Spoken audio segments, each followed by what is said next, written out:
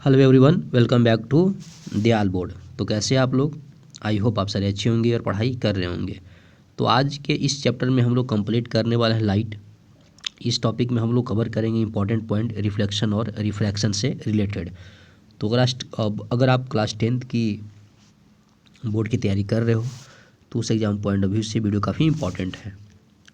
तो जैसा सभी को मालूम है कि क्लास 10th में हम लोग को जिस मिरर के बारे में पढ़ाई करनी है वो है हम लोगों के स्फेरिकल मिरर। स्फेरिकल मिरर का मतलब क्या है कि जो मिरर किसी एक स्फीयर का पार्ट हो। तो इसमें स्फेरिकल मिरर में आपका सबसे पहले हम लोग कवर करेंगे कि सेंटर ऑफ कर्वेचर क्या होता है।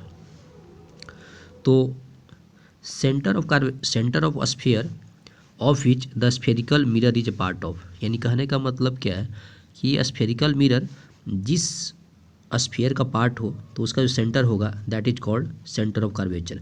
जैसे मान लो अपने पास ये स्फेरिकल मिरर है तो इसका ये जो पोर्शन अगर कट कर लिए तो इसका क्या होगा, इसी बात इसका ये सेंटर होगा तो इसको हम लोग बोलेंगे सेंटर ऑफ कर्वेचर। और जहाँ पे पॉइंट टच करता है इसको पी को हम लोग बोलते हैं पोल।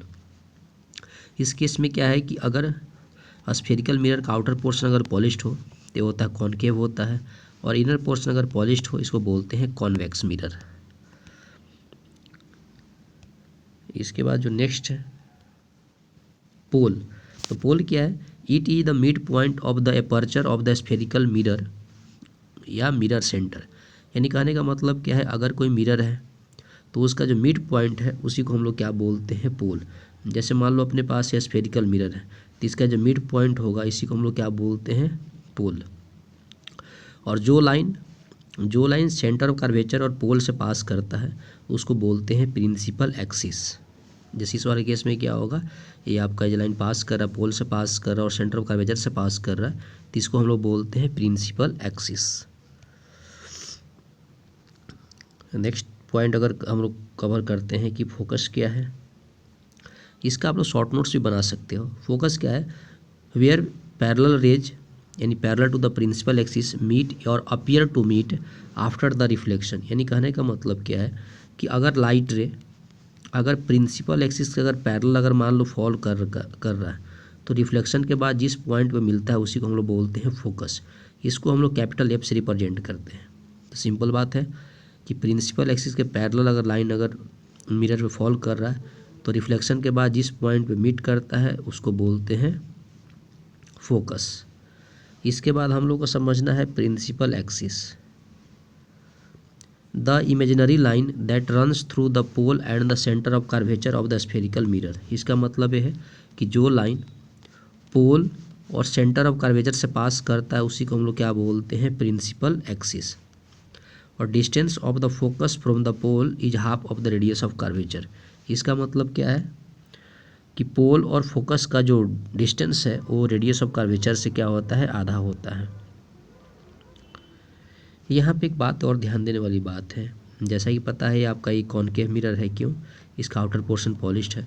तो कोई लाइट रे अगर मान लो कि अगर पोल पे फॉल करता है तो ये तो इसका क्या हो, परपेंडिकुलर हो गया तो इसको बोलते हैं एंगल ऑफ इंसिडेंस।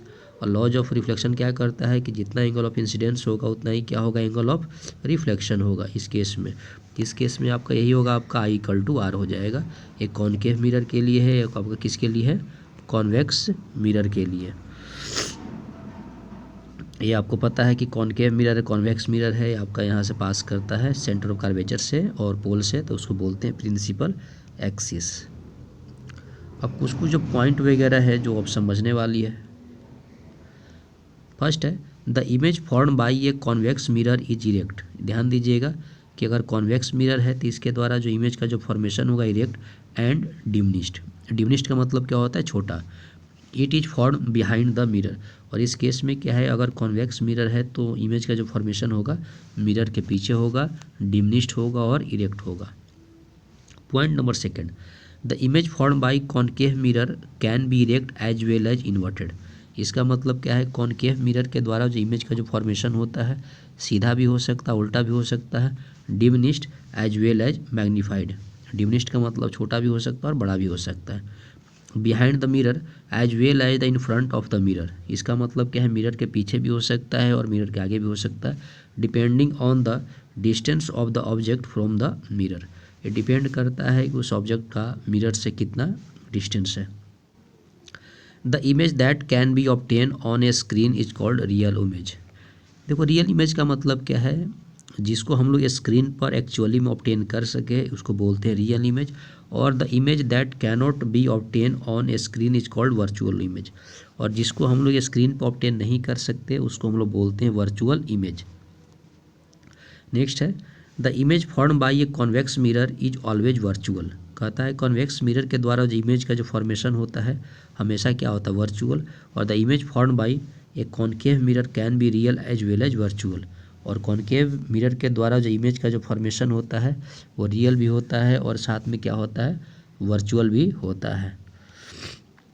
एक क्वेश्चन हमेशा एमसीक्यू में पूछे जाते हैं जो आप लोग याद कर लोगे कि concave mirror is used as the reflection of the torch dentist mirror, it also used in solar furnace. यानी कॉन्केव मिरर का यूज है ना डेंटिस्ट लोग भी करते हैं, टॉर्च में करते हैं और सोलर फर्नेस में करते हैं, ताकि आपका एक जगह से ज़्यादा आपका सनलाइट को फोकस कर सके।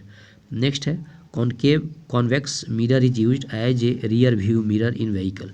रियर व्यू में व्हीकल में हम लोग किसका यूज करते हैं, कॉन्वेक्स मिरर का। It is use as road safety mirrors, और इसको हम लोग रोड सेफ्टी मिरर्स में भी यूज करते हैं। आगे हम लोग पढ़ना है, काफ़ी इंपॉर्टेंट है न्यूमेरिकल पॉइंट ऑफ व्यू से, sign conventions for spherical mirror. यानी स्फेरिकल मिरर के लिए साइन कन्वेंशन क्या है। अब ये थोड़ी सी बात हम लोग को अब समझने वाली बात है, इसको मैं थोड़ा सा आप लोगों को मैं इन शॉर्ट अगर बता दूंगा तो आप लोग इसको याद कर लीजिएगा। जैसे कि पता है कि ये आपका एक कॉन्केव मिरर है, तो इस केस में कॉन्केव मिरर में यहाँ पे पोल हो गया, एफ का मतलब फोकस हो गया, सेंटर ऑफ कर्वेचर हो गया। पोल और सेंटर के जो डिस्टेंस होता है इसको बोलते हैं रेडियस ऑफ कर्वेचर। अब यहाँ पे ध्यान दीजिएगा, अगर लाइट रे, अगर मान लो कि इंसिडेंट रे अगर ऐसे है, तो जब भी अगर मिरर में डिस्टेंस का मेजरमेंट करते हैं हमेशा पोल से करते हैं, या कॉन्केव मिरर हो या कॉन्वेक्स मिरर हो, किसी दो मिरर में हमेशा जो डिस्टेंस का मेजरमेंट करते हैं हमेशा कहाँ से करते हैं, पोल से। डिस्टेंस मेजरमेंट का मतलब क्या होगा, ऑब्जेक्ट का डिस्टेंस, इमेज का डिस्टेंस हमेशा करते हैं पोल से। इस केस में अगर इंसिडेंट रे अगर ऐसे है और इसका पॉजिटिव मेजरमेंट करें तो इस केस में क्या लेते हैं आप, नेगेटिव लेते हैं। और इंसिडेंट रे के डायरेक्शन में अगर कोई डिस्टेंस मेजरमेंट करते हैं, चाहे इमेज डिस्टेंस हो, ऑब्जेक्ट डिस्टेंस हो या फोकल लेंथ हो, हमेशा क्या लेते हैं, पॉजिटिव। इन दोनों में से अगर इंसिडेंट रे और मेजरमेंट अगर अपोजिट हो गया तो उस केस में डिस्टेंस क्या ले लेते हैं, नेगेटिव। ये आपका शॉर्ट नोट्स में बात ही बताया गया है जो आप लोग पढ़ सकते हो। एक बात और थोड़ा सा साइन कन्वेंशन याद यूज कर लीजिएगा कि अगर ये प्रिंसिपल एक्सिस है तो प्रिंसिपल एक्सिस के ऊपर अगर हाइट अगर मेजरमेंट करते हैं तो उसको हम लोग पॉजिटिव लेते हैं, ये जंक्शन है। और प्रिंसिपल एक्सिस के डाउन अगर मान लो कि लेते हैं, नेगेटिव लेते हैं। जैसे मान लो कोई ऑब्जेक्ट अगर प्रिंसिपल एक्सिस ऊपर रखा हुआ है तो इसको हम पॉजिटिव मानते हैं, और नीचे अगर इमेज बन गया उसको क्या बोलते हैं, नेगेटिव बोलते हैं। एक लास्ट है हम लोग को जो पढ़ना है, मिरर फार्मूला पढ़ना है। तो मिरर फार्मूला क्या है, 1/v + 1/u = 1/f। यहाँ पर f क्या है, फोकल लेंथ है, v क्या है, इमेज डिस्टेंस है, और u क्या है आप लोगों को ऑब्जेक्ट डिस्टेंस। एक बात ध्यान दीजिएगा कि अगर कोई कॉन्केव मिरर है उस केस में फोकल लेंथ क्या होता है, नेगेटिव होता है, और कॉन्वेक्स के लिए जो फोकल लेंथ क्या होता है, पॉजिटिव होता है। इसके बाद हम लोग एक पढ़ना है मैग्नीफिकेशन। तो रियल के लिए होता है आपका v नेगेटिव ले लेते हैं और वर्चुअल के लिए भी पॉजिटिव ले लेते हैं। इसके बाद अब हम लोग को पढ़ना है, इस केस में नेक्स्ट पढ़ना है रिफ्रैक्शन लॉज। रिफ्रैक्शन क्या होता है कि अगर लाइट अगर दो मीडियम से अगर पास कर रहा है तो उस केस में जो फेनोमिना होता है तो क्या होता है कि ओरिजिनल पाथ से क्या करते हैं, लाइट अगर बेंड कर जाती है तो बेंडिंग जो फेनोमिना होता है उसको हम लोग बोलते हैं रिफ्रैक्शन, है ना। एक यहाँ पढ़ना है रिफ्रैक्टिव इंडेक्स, जिसको शॉर्ट फॉर्म में हम लोग क्या बोलते हैं, RI बोलते हैं। तो वेलोसिटी ऑफ रिफ्रैक्टिव इंडेक्स का क्या फार्मूला क्या है, velocity of light in medium 1 to the velocity of light in medium 2, है ना। और इस केस में आपका दिया गया फार्मूला वगैरह, और लाइट का जो वेलोसिटी होता है वो होता है 3 × 10⁻⁸ आपका 8 मीटर/सेकेंड। अब इस केस में एक बात ध्यान देने वाली बात यहाँ पर ये है कि यहाँ पे ये मान लो कि यहाँ पे एक दो मीडियम है, एक मीडियम ये फर्स्ट है, ये आपका सेकंड मीडियम है। यहाँ से लाइट एक फॉल कर रहा है, ये आपका नॉर्मल हो गया। तो मान लो कि यहाँ पे अगर ये मीडियम नहीं रहता तो लाइट सीधे आता है, लेकिन क्या हो, लाइट देखो यहाँ से बेंड कर जा रहा है। तो जब भी अगर इस केस में क्या होता है कि लाइट अगर नॉर्मल के टुवार्ड्स अगर बेंड करता है तो उस केस में क्या होता है, मीडियम क्या होता है, डेंसर होता है। और नॉर्मल से अगर दूर भागता है तो उसको बोलते हैं रेयरर मीडियम बोलते हैं। उस केस में क्या है, रेयरर मीडियम बोलते हैं। और लाइट अगर नॉर्मली फर करता है तो आपका सेम पाथ को क्या करता है, रिट्रेस करता है। नेक्स्ट क्वेश्चन है difference between spherical mirror and lens. अब हम लोग को पढ़ना है कि मिरर और लेंस में क्या डिफरेंस है। तो स्फेरिकल मिरर क्या कहता है, image is form by reflection of light. यानी कहने का मतलब मिरर में जो इमेज का जो फॉर्मेशन होता है वो रिफ्लेक्शन की वजह से होता है। ये spherical mirror has only one focus. Spherical mirror के पास वन फोकस होता है, लेकिन स्फेरिकल लेंस के पास हमेशा कितने होते हैं, दो फोकस होते हैं। एक बात और, स्फेरिकल मिरर में लाइट के रिफ्लेक्शन की वजह से बनता है और इसमें क्या होता है, लेंस में बोलता है रिफ्रैक्शन की वजह से। The centre of spherical mirror is term as is pole, ठीक है। और the centre of spherical lens is term as optical centre. यानी कहने का मतलब क्या है, मिरर में जो काम पोल का है वो टर्म आपका लेंस में उसको क्या बोलते हैं, ऑप्टिकल सेंटर। यानी लेंस में जितने सारे डिस्टेंस का मेजरमेंट होता है, चाहे इमेज डिस्टेंस हो, ऑब्जेक्ट डिस्टेंस हो, हमेशा करते हैं ऑप्टिकल सेंटर से। उसके बाद है सेंटर ऑफ कर्वेचर। तो centre of the sphere of which the lens surface is a part of, ठीक है। Optical centre is a point at the centre of the lens, it is always lies inside the lens and not the outside. जैसे मान लो ये आपके convex lens है तो optical centre आपका बीच में यहाँ पर होगा। अगर आपका ये कॉनकेव लेंस है तो बीच में आपका यहाँ पर होगा optical lens, okay. The straight line joining between two centres curvature and the optical centre is called principal axis. इसका मतलब क्या है, ये अगर मान लो कि ये दोनों लेंस है ना, तो इस केस में आपका है तो कॉनकेव लेंस बन रहा है, तो ये लाइन ज्वाइन कर रहा है, इसका सेंटर ये हो गया, इसका सेंटर ये होगा। तो जहाँ पे ज्वाइन करता है इसको हम लोग बोलते हैं प्रिंसिपल एक्सिस, जो पास करता है दोनों सेंटर और ऑप्टिकल सेंटर के बीच से। इसके बाद हम लोग पढ़ना है virtual and erect image. When the image between F1 and the optical centre, तो इमेज साइज इक्वल टू हो जाता है ऑब्जेक्ट साइड व्हेन आपका ऑब्जेक्ट है 2F। इसके बाद हम लोग को पढ़ना है कॉनकेव लेंस एंड इमेज। तो virtual and erect at all the position. इस केस में हम लोग को पढ़ना है लेंस फार्मूला में क्या होता है, कॉनकेव लेंस का फोकल लेंथ नेगेटिव होता है और कॉन्वेक्स लेंस का फोकल लेंथ क्या होता है, पॉजिटिव होता है। इसके बाद हम लोग को पढ़ना है मैग्नीफिकेशन। तो मैग्नीफिकेशन क्या होता है, इमेज हाइट अपॉन क्या होता है, ऑब्जेक्ट हाइट।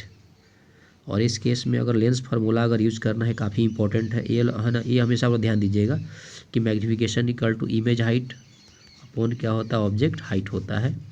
और जब भी अगर किसी लेंस का पावर निकालते हैं तो लेंस का पावर इक्वल टू फार्मूला होता है पावर इक्वल टू 1/f।